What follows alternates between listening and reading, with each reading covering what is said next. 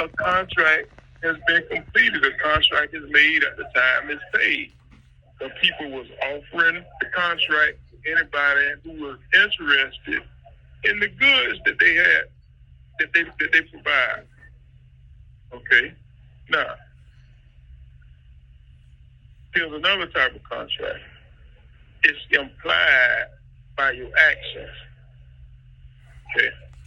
So you walk into a store and you read on the store, it says that shoplifting is strictly prohibited, and if you are caught shoplifting, theft will be anybody caught for shoplifting, that theft will be prosecuted to the fullest extent of the law.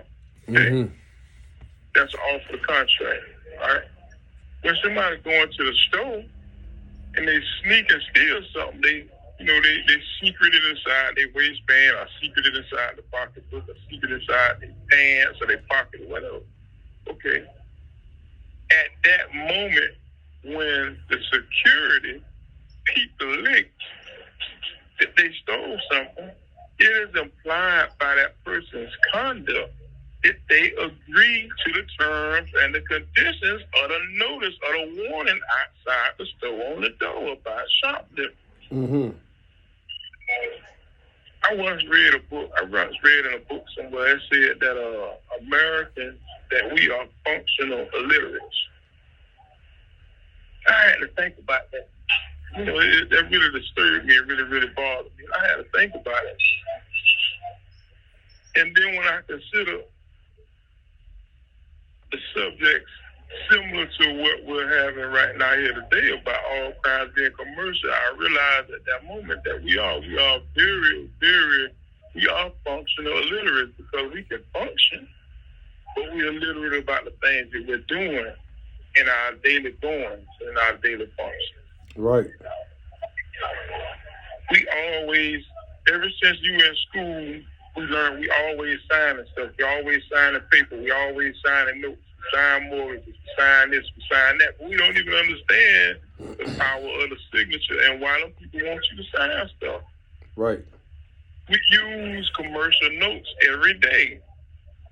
You use Federal Reserve notes every day. You carry them in your pocket and you use that to discharge a debt. You can't pay a debt with it because it's worthless. They're just saying that the government guarantee that whatever the worth is of this one piece of paper, however much it add up to that, it's going to be back, and we're going to back that, not with something that we just going to cover it. But the only thing they're doing is exchanging goods.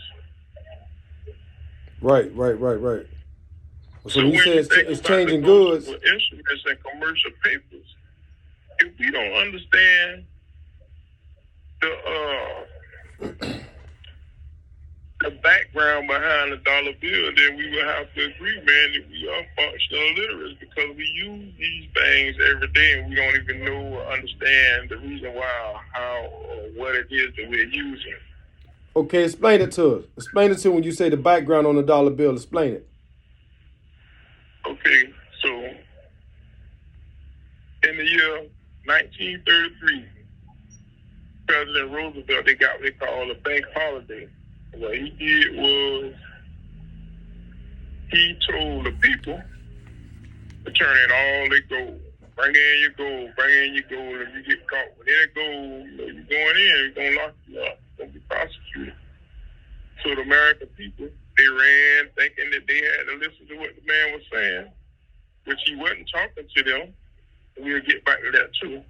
He only talking to the people who are officers, government officials, those who have undergone an oath of office and swore to uphold the Constitution and protect and defend it, so on and so forth. That ain't you and that ain't me. And the people need to know to bear in mind, we're going to get back to this the dollar bill and the history, that when the Constitution was created in 17 whatever, that white men who owned slaves went in there and they signed that document. It's just basically a contract. Look it up. A constitution is a contract. It's a compact. It's an agreement between men who doing business with each other and engaging in business with other countries and so on and so forth, whoever in on it. Right. If they did that and they had slaves with their property and they had plantations, how in the hell are we 200 and 300 years later gonna claim a constitutional right? Man, them people, the only right you had concerning them in mind during the time of the Constitution was that you work for them for free and that you didn't get away and that I'm going to let you live if you do that. And I ain't going to hang you, I'll lynch you, kill you, or shoot you. Them the only rights you had. Do this here and you ain't going to die. Well, that's the only right they gave you to continue in existence. Right. Toiling in your labor for them. All right. Now let's get back to the dollar bill. Okay, so the banker's holiday is what they call it. Man say turning all your gold. When they did that, all lawful money went away. Now, listen to the word lawful. Lawful means one thing, and legal means another. Okay. Legal tender is not lawful tender. That's just a word, a terminology. They're saying that during the course of business that this is going to be accepted, but we're not saying that it's at par. Right. So the history behind the money, when the man had everybody turn their gold, ain't nothing backed by nothing. And this money that they're giving you, this fiat money, they have something on the website, something on the internet called modern money mechanics.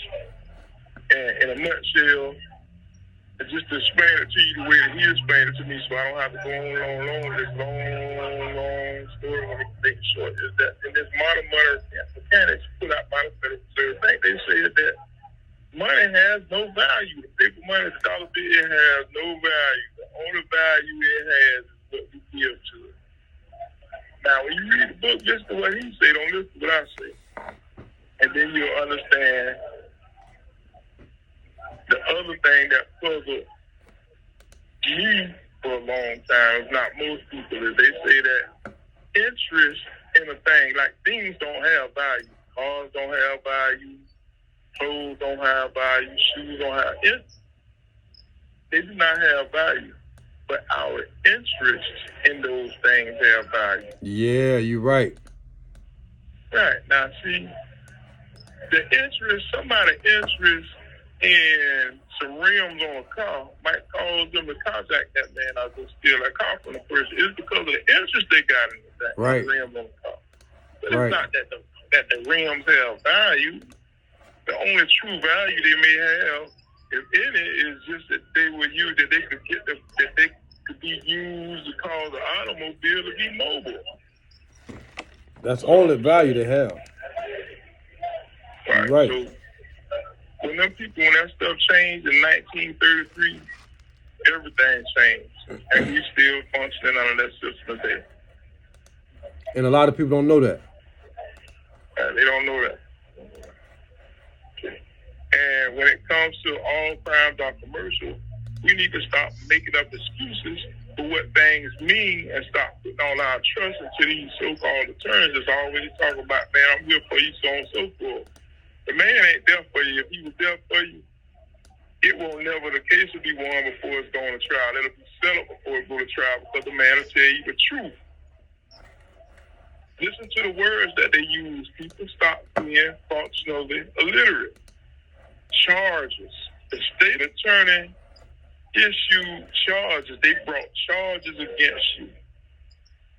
What the hell is a charge? You can put a charge on your cell phone. You could get your battery charged up, jump if your car battery dies.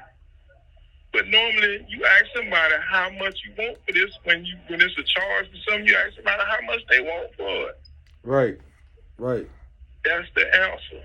The answer ain't I'm pleading not guilty and I want to go to trial. When you plead not guilty and you want to go to trial, by the implication of you saying that is that you agree that you owe something. Right. Right. And so these people bring these people in and tell them all this old long, elaborate story. He did this, he did that, so on and so forth, this, that, the other.